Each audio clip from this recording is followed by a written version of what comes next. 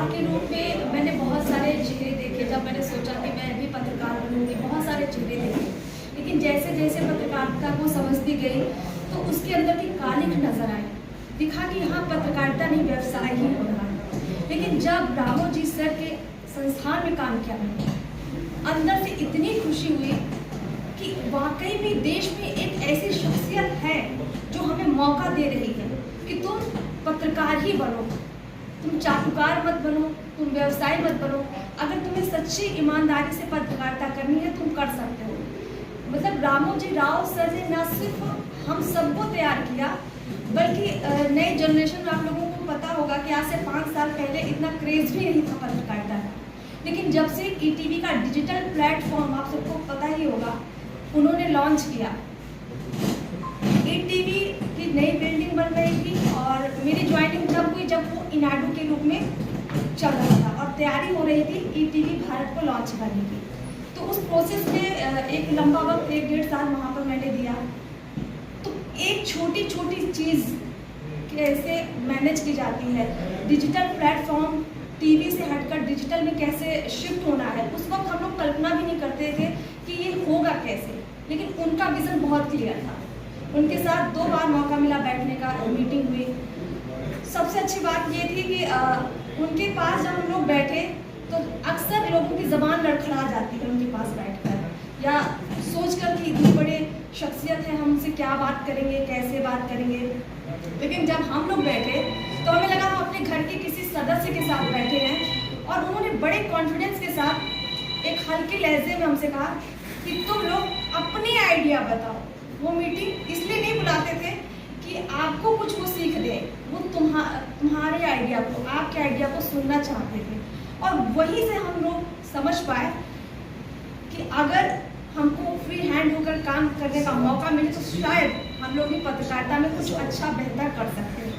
और वहाँ 2 मीटिंग का मेरा अनुभव इतना ज़बरदस्त रहा कि उन्होंने बाकायदा 3-4 आइडियाज़ पर्सनली मेरे से भी लिए। उनको आगे टीम जो थी हमारी, उस वक्त मैं हरियाणा के लिए काम करती थी, तो वहाँ जो सीनियर थे उनसे कहा गया कि आप इनके आइडियाज़ बहुत अच्छे हैं, आप दीजिए और उन पर काम कीजिए। खैर काम शुरू हुआ और काफ़ी हद तक 50% 60% काम भी हुआ। अगली मीटिंग हमें लगा कि चलो बात सब लोग भूल गए होंगे, 2-4 महीने के बाद दोबारा मीटिंग हुई, पर सर भूले नहीं थे। सारी बातें उनको रिकॉल हो गई। एक जो लोग बैठे थे सबके नाम उनको पता थे, किससे उन्होंने कौन सा आइडिया डिस्कस किया था, उस पर कितना वर्क हुआ है, वो सब उनको याद रहता था।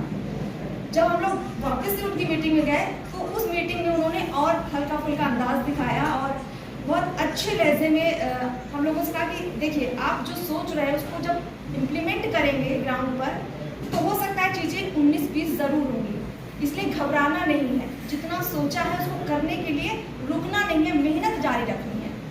और ईटीवी में उन्होंने जो ये माहौल जनरेट किया, देखिए हर संस्थान में ऐसे लोग लिए जाते हैं जो पहले से सीखे सिखाए हों, जिनको पता हो कि न्यूज़ कैसे लिखनी है, टाइपिंग कैसे आनी है, खबर कहाँ से निकालनी है, खोजनी कैसे है। लेकिन रामोजी राव ने एक ऐसा संस्थान तैयार किया जो कॉलेज से सीधे बच्चे पहुँचते थे ईटीवी भारत और फ्री में किसी को काम नहीं कराते थे। मतलब वो आपको ट्रेनिंग भी दे रहे हैं, पैसे भी दे रहे हैं, माहौल भी दे रहे हैं, सिक्योरिटी भी दे रहे हैं। मेरे ख्याल से आज आप लोग मेरे सब सीनियर हैं और जब आप लोगों ने अपने दौर में पत्रकारिता शुरू की होगी तो अक्सर 6 महीने या 1 साल आपने फ्री में काम किया होगा।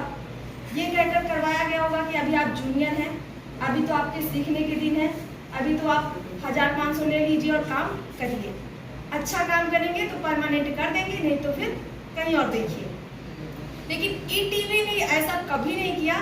कॉलेज से निकले नए बच्चों को उन्होंने जिस तरह से ट्रेन किया कि आज जो बड़े बड़े मीडिया संस्थान हैं, मैं जिस वक्त 2000 ज्वाइन करने के लिए 2017 में गई थी, उस वक्त करीब 1000 लोग पूरे देश भर से युवा चेहरे थे और उन 1000 में आज कम से कम 100 ऐसे चेहरे हैं जो आज तक, एनडीटीवी, एबीपी न्यूज़ ऐसे बड़े बड़े प्लेटफॉर्म पर अच्छी पोजीशंस में काम कर रहे हैं। और उनका वो कॉन्फिडेंस जो आज दिखता है वो उस वक्त नहीं दिखता था जब उन्होंने ईटीवी ज्वाइन किया।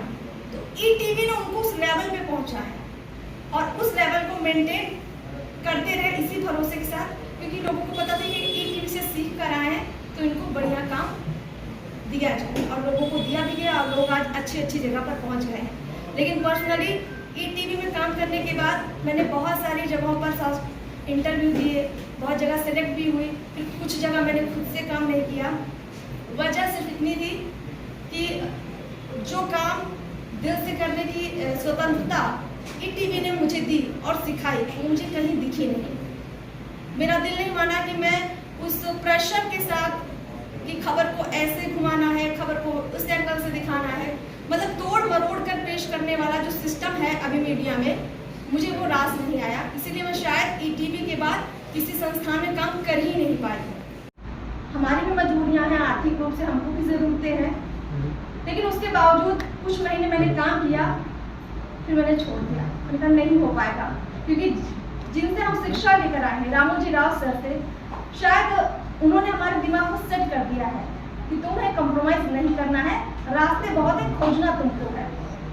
और इसीलिए फिर डीडी बिहार से मैं जुड़ी, पिछले 4 साल से डीडी बिहार से जुड़ी, फिर अपना प्लेटफॉर्म शुरू किया यूट्यूब पर, और उस प्लेटफॉर्म के लिए प्रेरणा भी हमें कहीं ना कहीं ईटीवी से ही मिली। प्रेरणा इस तौर पर कि जो हमने वहाँ से सीखा, आज वो सारी चीज़ें हमें काम आ रही हैं अपने चैनल को रन करने के लिए।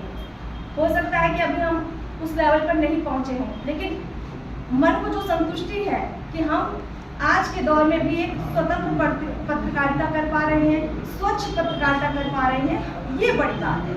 और देश नहीं, दुनिया भर में मुझे लगता है कोई ऐसी शख्सियत रामोजी राव जैसा नहीं होगा, जो बड़े बड़े लोगों के दबाव में ना आकर छोटे व्यक्ति को भी बड़ा बना देते हैं। स्ट्रिंगर हो, रिपोर्टर हो, एंकर हो, चाहे डेस्क की बात हो, चाहे फील्ड की बात हो, क्योंकि मैंने दोनों का अनुभव देखा है। दोनों जगहों पर वो आपके साथ खड़े मिलते हैं, तो डरने वाला माहौल कभी भी उन्होंने नहीं दिखाया। तो हम धन्य है, ऋणी है, हमारे जैसे तमाम युवा है जो शायद यहाँ आज बहुत सारे लोग आना चाहते होंगे, नहीं आ पाए होंगे, लेकिन सोशल मीडिया खोल कर देखिए, सबने फेसबुक पर, इंस्टाग्राम पर उनके लिए लंबे लंबे लेख लिखे हैं और अपने अपने अनुभव शेयर किए हैं। और बहुत सारे लोगों ने जो लिखा है उसमें 100 नहीं 200% सच्चाई है, क्योंकि मैंने खुद उस चीज़ को महसूस किया। बहुत अच्छा लगा यहाँ पर आकर, आप सब यहाँ पर मौजूद हैं। आप सबको पहली बार शायद कुछ लोगों को मैं देख भी रही हूँ, तो मुझे और अच्छा लग रहा है। ये सब संभव हुआ है ईटीवी संस्थान की वजह से और हमारे स्वर्गीय रामोजी राव की वजह से, कि हम उनके लिए आज यहाँ तक आए भी हैं। नमन है ऐसी शख्सियत को।